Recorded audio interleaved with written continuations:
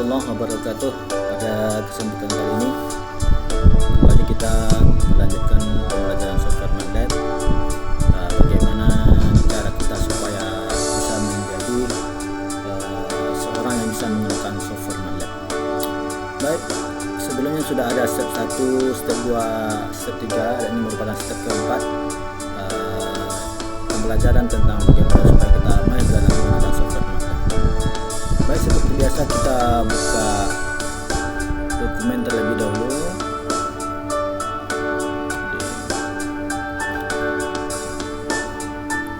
Tulisannya terlalu kita berbesarkan sedikit.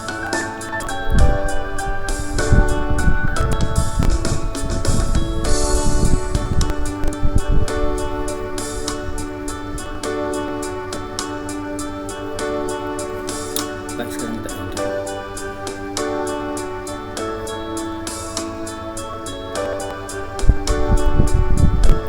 Oke, MATLAB. Kemudian setting start MATLAB, kemudian pergi ke tutorial. Oke. Matrik dan array. Matrik dan array sudah kita bahas. Namun sebelum situ kita akan coba ini membahas sedikit lanjutan dari bagian sebelumnya tentang matrik ya. Jadi kemarin itu di step 3 kita membahas ini matriknya itu membuat matrik dengan cara manual ya. Jadi sekarang tuh ada beberapa fungsi yang disediakan oleh software MATLAB bisa kita gunakan untuk membuat suatu matrik. Misalnya seperti ini zeros gitu ya.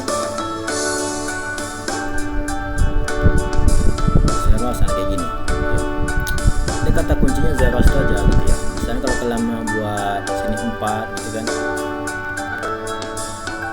maka dia akan membuat matrik 4x4 dengan isinya semua 0 gitu ya. Nah, misalnya kalau kalian buat 3,4 3,4, maka akan dibuat 3 baris dan 4 kolom kayak gitu. Kemudian ada juga fungsi yang lain, misalnya TY 3 kayak ini ya. Jadi kayak gini dia membuat satu matrik, kemudian tapi matrik itu sudah nilai diagonalnya sudah 1 gitu, yang lainnya dinolkan gitu. Sama coba kita buat yang tadi seperti 3,4 ya gitu dia, kita coba ya. Nah, sama dia akan membuat matrik EY 3 baris 4 kolom kayak gitu ya. Selanjutnya kita coba juga fungsi yang lain, misalnya once gitu ya. Once kita langsung coba 2,3 kayak gitu ya. Nah, dia akan membuat baris suatu matrik dengan 2 baris 3 kolom dengan nilai semuanya 1. Kalian bisa juga membuat fungsi random gitu, random. Ini bisa juga 3 gitu. Nah, dia akan membuat nilai random dari dengan matrik 3x3, 3 kolom 3 baris gitu maksudnya. Kalau kita panggil lagi random 3 gitu kan, nah, kalian lihat ya, ini nilainya benar-benar random, jadi nggak konstan, nggak seperti sebelumnya tadi. Kalau yang tadi itu nilainya tetap gitu-gitu aja, kalau berapa pun kita panggil kayak gitu juga, kalau 0 gitu kan. Sementara kalau random dia membuat nilai random ya secara acak gitu. Kalian lihat aja yang nilai persamanya 8147, ini aja 9649 gitu. Nah, itu beberapa cara dalam memanggil atau membuat matrik dengan menggunakan fungsi ya, yang disediakan oleh software MATLAB. Mungkin ada fungsi yang lain, nanti kita bahas di bagian selanjutnya. Oke, kita lanjutkan step berikutnya, bagaimana supaya kita itu mahir dalam menggunakan software MATLAB. Kembali kita ke dokumen ya, yaitu array indexing. Array indexing ini kita tadi sudah apa namanya, di step 3 ini sudah saya bahas. Nah, Jadi ini sudah saya bahas, jadi langsung saja ke ini. Ini kan sudah mengerti ya, kemarin itu kita sudah bahas kan. Sudah bahas nomor indeksnya. Oke. Nggak apalah, saya dikit tambahan sedikit. Oke. Misal seperti ini, kita buat matrik dengan variabel V1 sama dengan, kita buat gini ya. Kita coba menggunakan fungsi dan kita hapus dulu CLC, bersihkan layar gitu ya. Tapi workspace nggak dihapus gitu. Kalau clear nanti baru dihapus kayak gini. Clear baru terhapus nilai dari workspace ya. CLC layar aja. Oke, baik, kita coba P1 gitu. P1 kita buat nilai suatu matrik dengan menggunakan fungsi random. Random kita buat kayak gini. 3,5 gitu. Bentar ya. Jadi sekarang kita tuh memiliki nilai matrik, sebuah matrik dengan nilai dengan size gitu ya, 4 apa ya, bukan 3 baris 5 kolom gitu, 3 baris 5 kolom ya, 3 baris 5 kolom. Kemudian ininya kita akan coba memanggil nilai-nilainya yang dimaksud dengan indexing tadi ya. Kita coba, kalau sebelumnya kita kan coba kayak gini, P1 sama dengan 2, 1 gitu kan, 1 ya kan.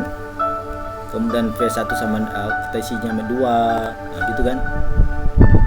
Oke, V1 sama yang ini 3 gitu ya. Sebelumnya kita seperti itu coba indexingnya. Nah, ini cara yang kedua, metode kedua ya, yang saya ajarkan. Tapi yang saya jelaskan di sini ya, saya gunakan di sini karena memang metode ini banyak dipakai sih, di mana aja mungkin kalian jumpa ya. Cuma saya jelaskan di sini aja. Saya juga jelaskan. Nah, tadi kita buat V1 tadi ya. V1 kita panggil lagi. Sekarang ada cara yang kedua, yaitu dengan menggunakan gini. Kayak gini. V3 gitu kan.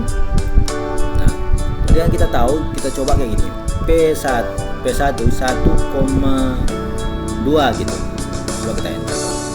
Nah, V1,2 berarti dia fungsi ini atau coding ini ya, mengarah ke nilai 0,37 ini. 1 berarti baris ke 1, 2 berarti kolom kedua. Jadi hitungnya 1, 2 gitu, kolom kedua, barisnya yang pertama gitu. Coba kita panggil ini nilai dari 0,3992 berapa cara? Coba kita hitung. Ini 0,3922 nilainya berada di baris ke 1 atau baris pertama ya, baris pertama. Kolom ke berapa? Kolom ke 4. 1, 2, 3, 4 ya. Berarti cara manggilnya 1,4 ya. Sekarang kita coba 1,4. Kita enter. Bisa ya. Oke. Nah, jadi caranya, cara yang kedua ini dalam memanggil nilai suatu matrik atau indexingnya.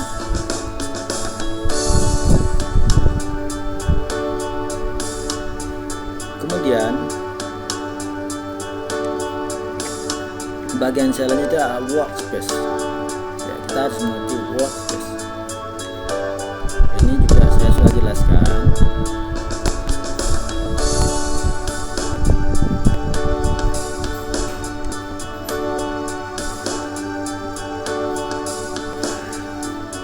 Ya, untuk pemula cukup apa ya, lihat sini aja kan. Lihat sini berarti variabel apa aja sih yang sedang ada gitu, yang bisa kita panggil, yang bisa kita proses.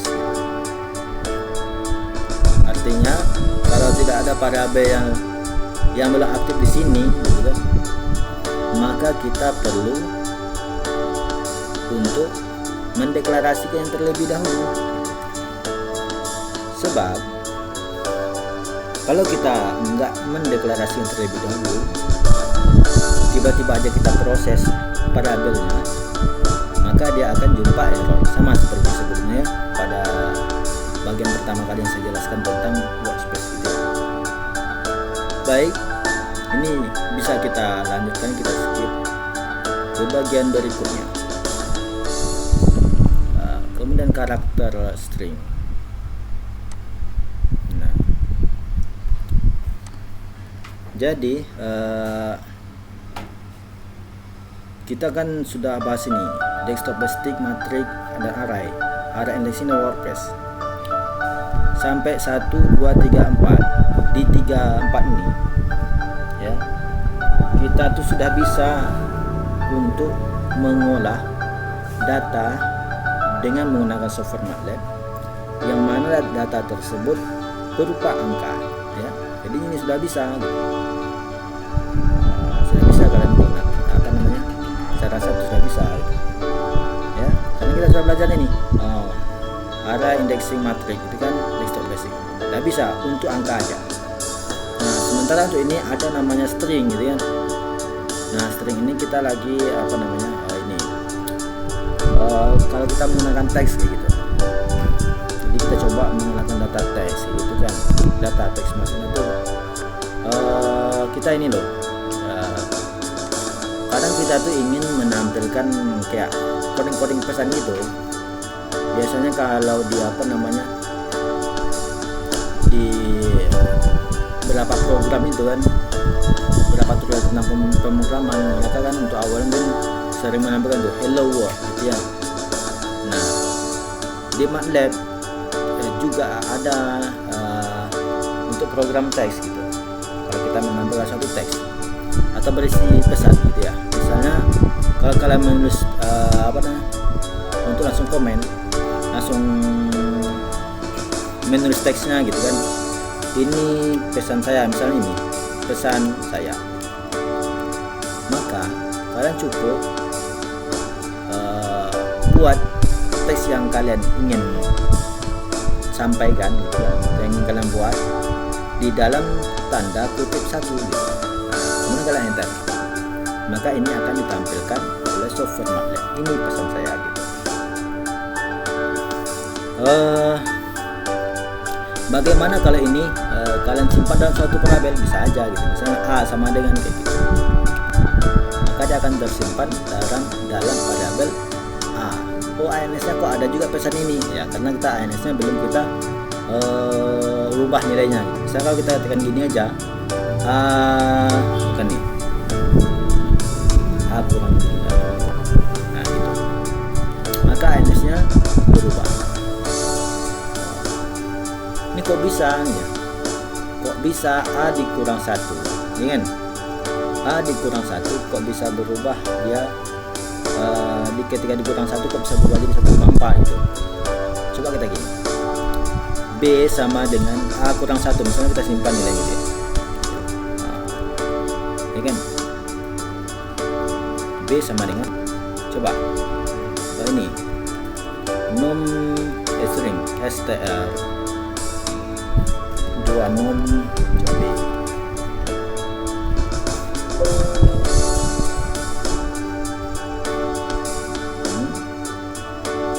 coba num str, bukan, salah. Coba str ini kita balikkan, salah, masih kembali ya. Di MATLAB tuh kayak gini loh, gitu kan. Bukan, kita coba clear dulu, clear ini kan akan error ya, CLC itu ada error ya kan. Nah, kalau kita buat A itu apa ya, kayak ini str apa kemarin ya, saya ini nanti lah ya. Nah, dia sebenarnya A itu kalau dia di mana itu dia punya nilai gitu. Dia punya nilainya tuh berupa angka gitu. Apa kemarin front saya lupa ngodingnya, jadi kita bisa lihat nilai-nilai A itu berapa sebenarnya gitu. Ada di sini apa kemarinnya, hello world teks atau begini, teks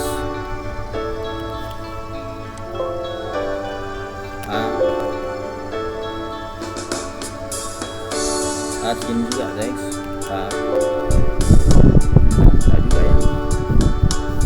Ayo kita coba, kita turun aja lah. Dia bilang cara menampilkan pesanan seperti ini. My text, my text, order text, about text, my text, hello world, my text sama dengan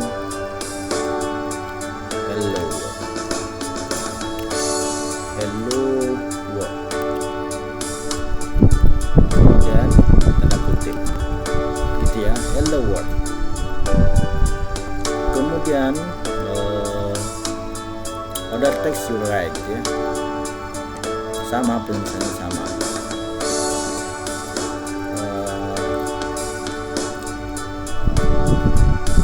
Kita gabungkan ini, ini dia, ini saya convert ya, convert numeric value to string. Ya, ini dia menggunakan fungsi integer 2str itu,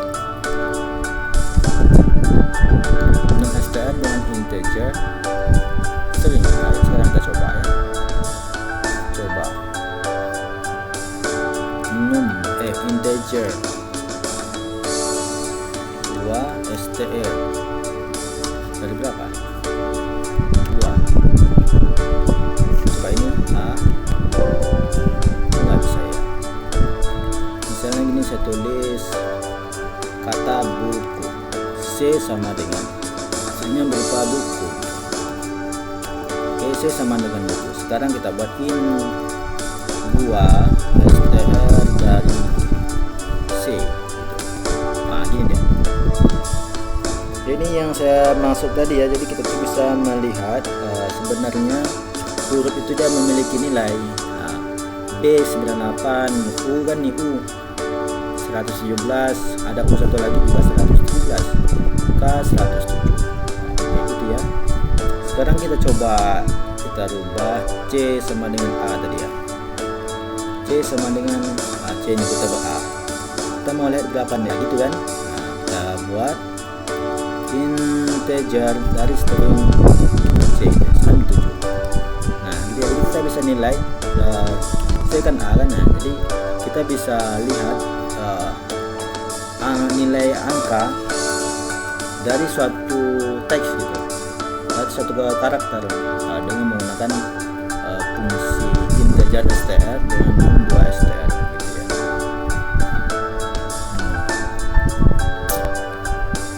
Kemudian kita lanjutkan ke bagian berikutnya, itu memanggil suatu fungsi. Oke. Jadi ada fungsi display CLC kita sudah pakai, kemudian max gitu ya. Sekarang kita coba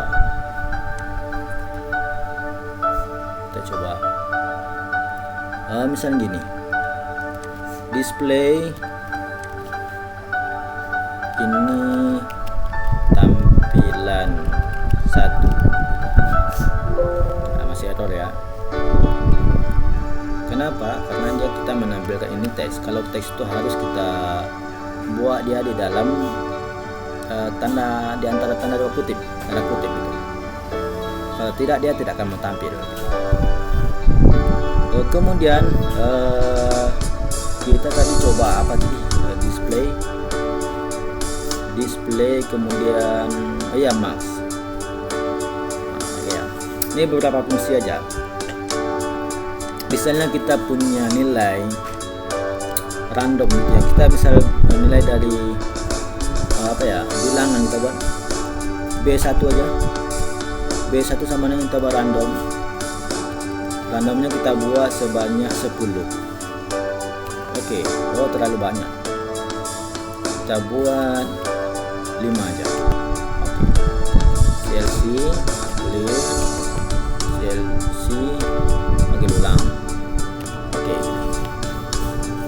nah kita kan bingung nih, kita mau coba, bukan bingung, kita mau coba ini, kita mau coba mencari nilai yang kita buat secara random tadi yang disimpan ke dalam nilai P, mana yang paling besar.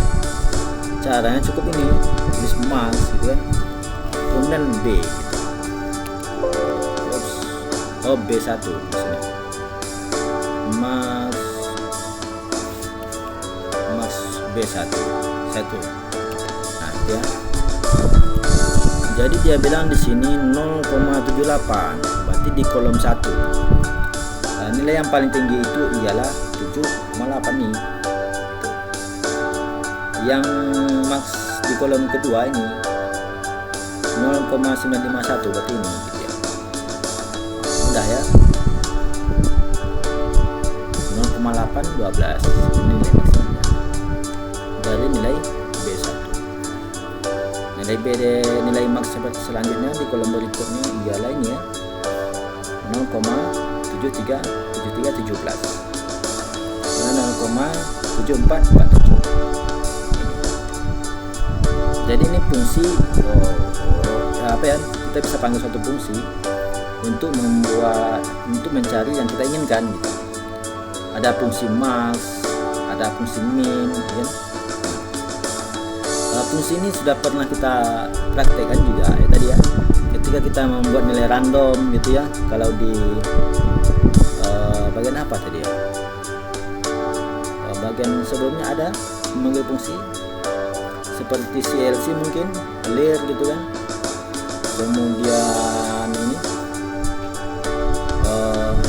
zeros membuat materi kan. Nah, itu juga termasuk fungsi ya yang bisa kita panggil, fungsi-fungsi yang sudah disediakan oleh software MATLAB gitu ya, dengan tujuan tertentu misalnya ini, dan dia fungsi itu memiliki tujuan tertentu gitu yang bisa kita panggil.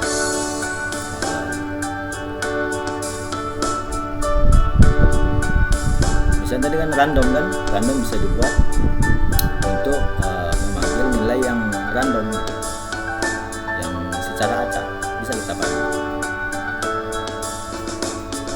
Oke. Kemudian ini ini kita masuk ke dalam apa, 2D dan 3D. Karena ini grafik ya, sekarang kita masuk ke dalam grafik 2 dimensi atau 3 dimensi gitu ya. Nah,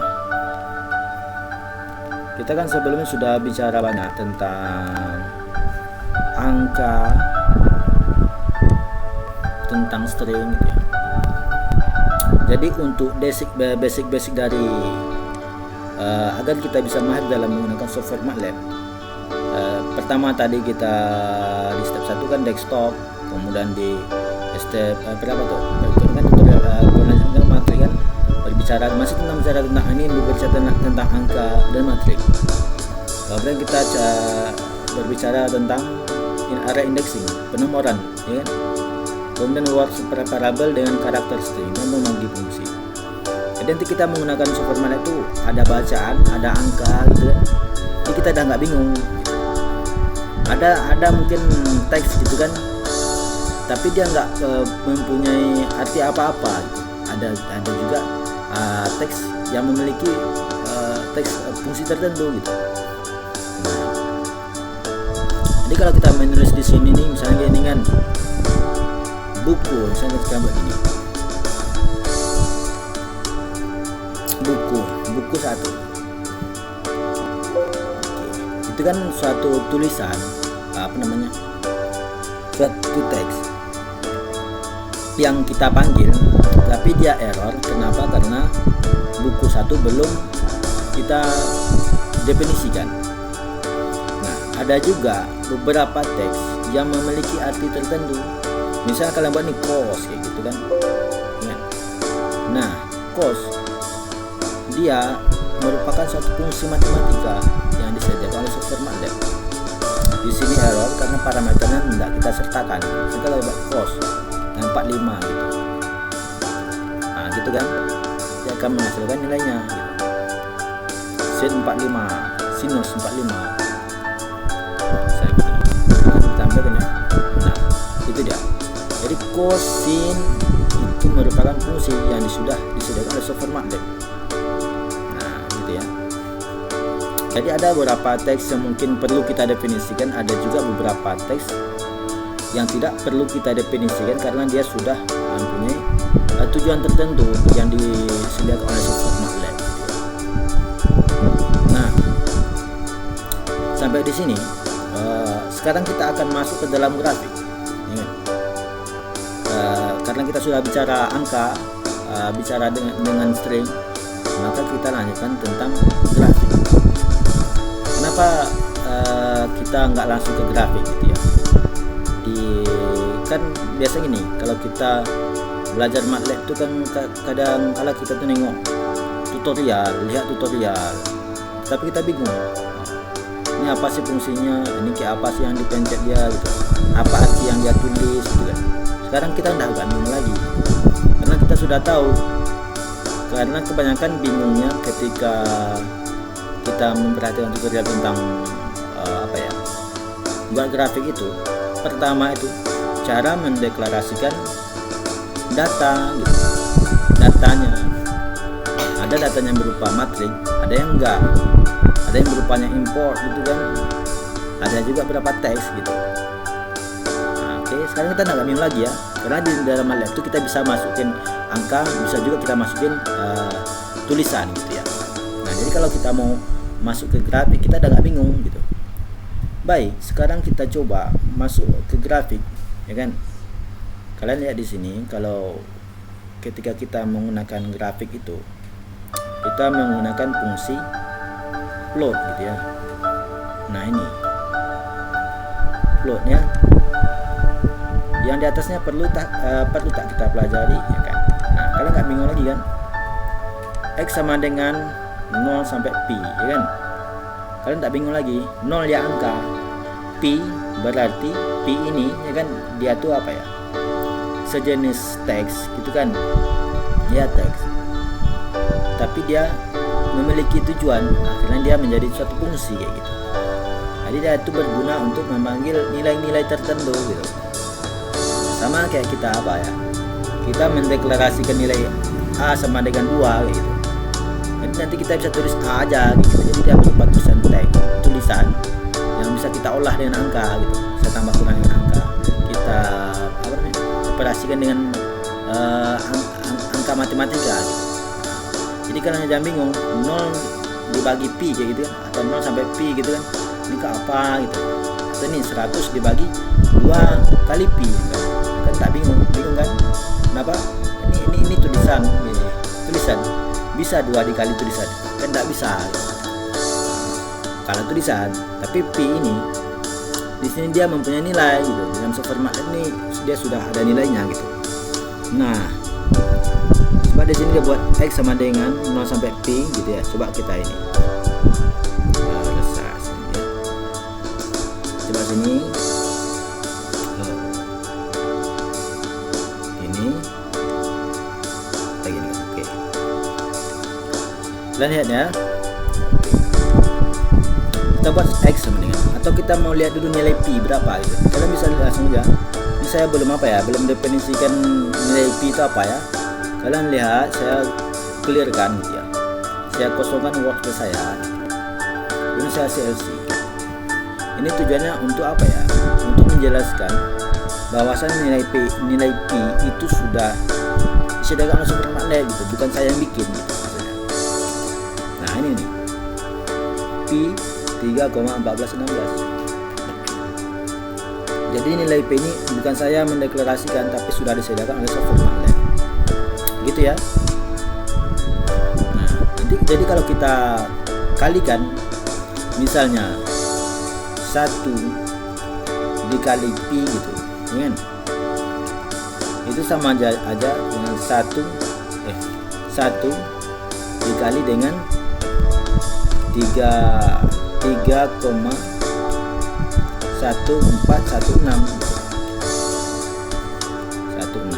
Nah kayak gitu dia, sama aja gitu. Oke, bisa ya diterima. Kita seleksi lagi, kita masuk ke dalam grafik ya. Kita turut di situ, turut di apa aja, mana aja. Ini bisa kalian copy, sama aja ya. Bisa kalian copy atau apa gitu kan, atau kalian nulis ulang juga bisa sambil latihan nulis coding gitu, bisa juga ya. 0. Oke, tanda titik 2 itu artinya sampai ya, sampai. Misalnya seperti ini, saya jelaskan dulu ya. Tanda titik 2 gini, saya jelaskan. 1 saya buat ini titik 2 sampai 5, maka dia akan membuat 1 sampai 5 gitu, gitu ya. 1.2 6 atau 10. Oke, kalian lihat ya, 1 2 3 4 5 6 7 8 9 10. Berarti titik 2 itu memiliki dia arti sampai gitu. Sama kayak kita tuh nulis apa ya, 1 sampai 10 biasanya gitu ya. 1 sampai 5 kayak tanda apa strip di tengah gitu. Tanda apa itu? Nah, biasa kita kan nulisnya gitu kan, 1 sampai 10 gitu ya. Nah, di MATLAB kalau kita ingin menggunakan itu, menyatakan suatu nilai satu bilangan 1 sampai gitu, kita bisa menggunakan tanda titik koma, bisa kayak gitu ya. Nah, jadi nanti kalau kita buat ya ini kan X sama dengan itu ya, CLC X sama dengan 0 sampai Pi, berarti itu nilainya berarti 0 sampai 3,1416 tadi gitu ya. Kemudian ini dibagi dengan 100 sampai 2 kali Pi gitu ya. Gitu ya. Kalian bisa lihat nilai X berapa di sini. Kalian panggil gitu ya. Jadi ini saya tulis ini tanda titik koma ini supaya tidak tujuannya tidak menampilkan hasilnya gitu. Nah, kalau kalian tulis kayak ini kan kayak gitu ya, maka nanti proses dari suatu apa ya, proses matematikanya langsung dikerjakan di sini di software, ditampilkannya hasilnya gitu. Ini saya enter. Nah, ini dia sampai 200 kolom 201 kolom 201 ini kan kayak gitu ya. Sama kayak gini titik 2 masalah titik 2 tadi. Misalnya kalian buat ini, saya buat ini 2 sampai 5. Oke, enggak kayak ini. P sama dengan 2 sampai 5 ya kan? 2 sampai 5 dibagi dengan 3 kali 2, 3 kali 2. Nah, ini saya gini kan, nggak ditampilkan nilainya, nggak ditampilkan prosesnya, langsung gitu aja gitu. Kalau saya hilang tanda titik komanya, dia akan menampilkan hasilnya gitu. Nah, gitu ya. Makanya kita tadi tulis ini X 0 sampai Pi bagi 100 sampai 2 kali Pi gitu kan, nggak ditampilkan nilainya gitu. Ini sama kita panggil dan kita buat nilai Y gitu, kita deklarasikan nilai Y. Di sini kita menggunakan fungsi sin. Jadi sin ini bukan string lagi ya, tapi dia fungsi. Jadi tulisan tapi dia memiliki arti dalam software MATLAB gitu. Oke. Di sini ada X, sin dari X gitu ya. Berarti ini tadi yang banyak ini tadi,